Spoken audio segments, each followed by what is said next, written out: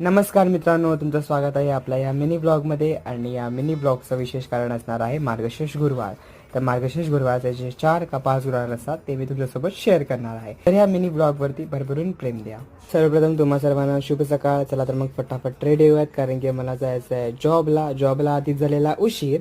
आणि आज गुरुवार असल्याने माझा होता उपवास, सो मम्मीने डब्यामध्ये साबुदाणा खिचडी बनवलेली. बाप्पाच्या पाया पडूयात आणि टिफिन भरूयात. टिफिनमध्ये मी साबुदाणा खिचडी भरलेली आहे. So let's go.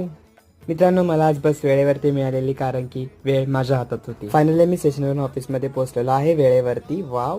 तर मग आता फटाफट नाश्ता करूयात आणि मग कामाला सुरुवात करूयात. काम संपून आता माझी स्वारी झालेली आहे घराकडे. चला तर मग घरी तिकडे मी घरी आलेलो आहे. आता जाऊयात खाली, कारण की आज होता मार्गशीर्ष महिन्यातला पहिला गुरुवार. सो पूजेचा आणि आरतीचा मान मला भेटलेला. चला तर मग जाऊन पूजा करूयात आणि मग फटाफट जेवूयात. जेवणात मम्मीने केलेली पुरणपोळी, जी की माझी खूप फेवरेट